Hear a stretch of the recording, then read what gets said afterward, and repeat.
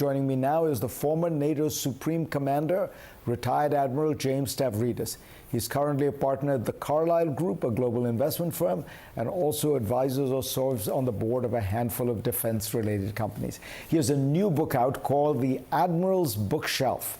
And as you can see from the study behind him, he is an avid reader. Jim, give us a sense first of just what was your first reaction when you heard about this? Is it as stunning as it sounds? It is stunning, but not definitive. What I mean by that is some observers, Fareed, have kind of compared it to Pearl Harbor, this pivotal moment that changes global geopolitics.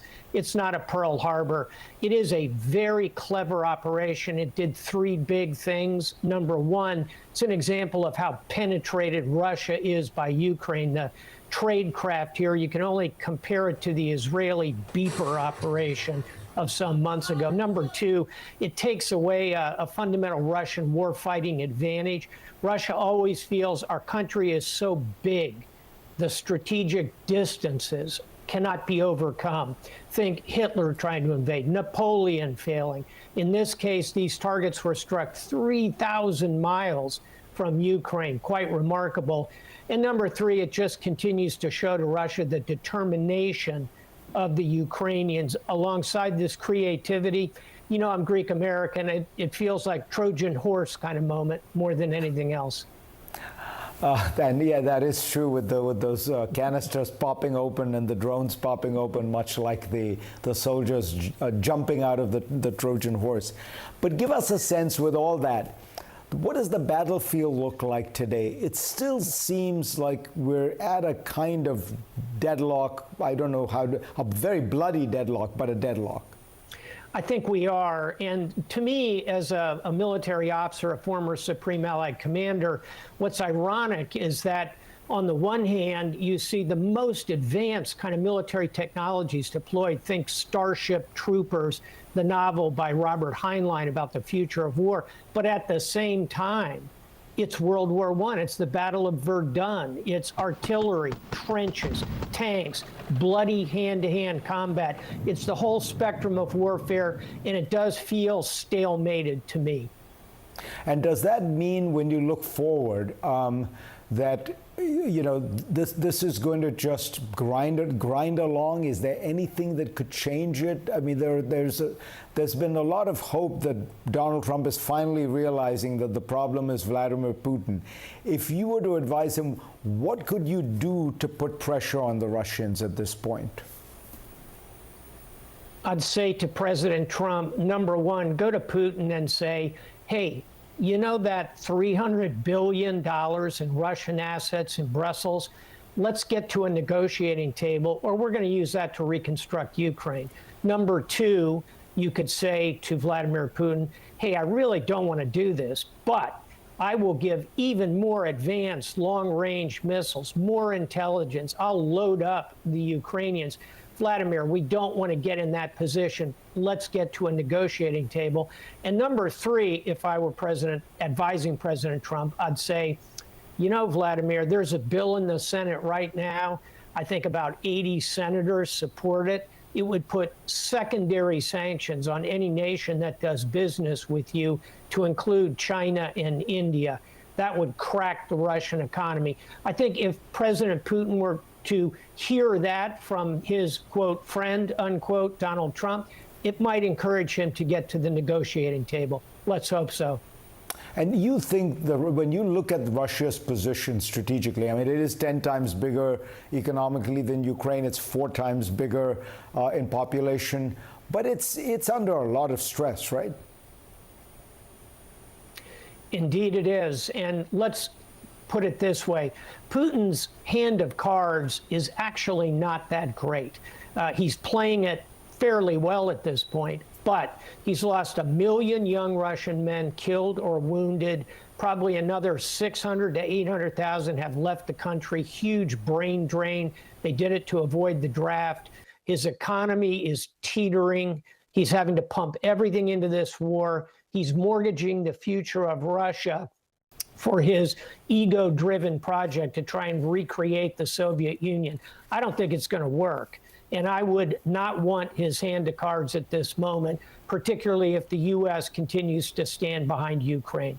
Christopher Kirchhoff is a leading military strategist who has helped launch the Pentagon's Silicon Valley office, formed to connect California's tech innovation with America's defense machine. He writes about it in his new book, Unit X, How the Pentagon and Silicon Valley Are Transforming the Future of War. Chris, huge pleasure to have you on. You predict exactly what happened in your book. You talk about how these airplanes are going to sit on, in bases, and you're going to have drones that can come in and destroy them. Give us a sense of the asymmetry of cost. Like, what do these planes cost, and what does the drone cost that destroys them? Oh, it's astonishing. I mean, the drones that come in, the FPV drones, are literally a few $100s a piece, and they are blowing up, hundreds of millions of dollars of aircraft airframes. So the cost calculus is unbelievable. Is this the future of air war? It's not the future, it's the present, in the sense that we are now undeniably in an era of attritable precision mass. So if you think back to the first Gulf War, I mean, what an astonishing display of U.S. technology that was, where we all watched on CNN as bombs were dropped down chimneys in buildings. But that precision strike complex, we're talking about, bombs that cost millions of dollars a piece, dropped by fighter aircraft. These drones change everything. And they are cheap. They use GPS. And it's not just drones. The tanks we gave the Ukrainians were all destroyed by cheap Russian drones, right? Ukraine is such a tragic war, but there is a silver lining, and that is it has woken up everybody to the reality that war is now drone on drone. And just to drive this home, the U.S. M1A1 Abrams tank is the most advanced battle tank in the world, about $10 million a piece. We provided early in the war the Ukrainians with 31 of them. Almost all of them have now been destroyed by Russian kamikaze drones. And that tells me that the era of mechanized warfare, man-mechanized warfare, which began in the First World War, is coming to an end. And you can't really update these old legacy systems, right? Like, what is the technology in something like the F-35 fighter jet?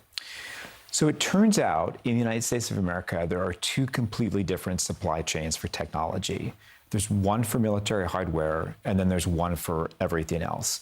And the military supply chain runs by a different set of rules on a much slower clock because it's dated from the Cold War. It's designed to build aircraft carriers that might be with us for 80 years. It's not designed to, say, build an iPhone and come out with a new version every year. So these two systems are mismatched. I mean, the F-35, it took 16 years for that aircraft to be operational. So it flew in 2016 for the first time with a computer processor, essentially a Pentium 4 from 2000. That same year, the iPhone 7 came out with a processor 100 times faster.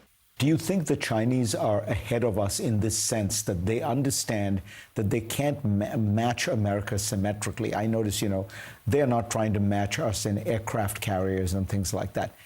Are they relying entirely on or largely on asymmetrical and high-tech warfare? So the Chinese have a number of very significant advantages. The first is that they are a country of electronics manufacturing. They produce more drones than the US and Europe combined, probably by a factor of 100. So they are a massive factory. They are also a country that's developing ever more advanced AI, as DeepSeek has shown. Their models are just almost as compelling as our latest models. So when you put that together, they are going to end up being a very formidable adversary on the battlefield. So how do we get ahead? Because the danger is, we're spending now over $1 trillion on defense. But I look at it, it looks like all these old legacy systems that are going to be destroyed by cheap asymmetrical warfare weapons of the future. What do we do? So we have to stop buying the old and start buying the new. And we're beginning to do that slowly. So, Defense Innovation Unit led the highest profile initiative of the Pentagon in the last few years called Replicator, which is a program to develop autonomous weapon platforms in all domains, on land, in the air, undersea, on the sea surface. The problem is that it wasn't started for more than a year and a half after Ukraine kicked off. And though directionally correct, the Replicator program was only $1 billion.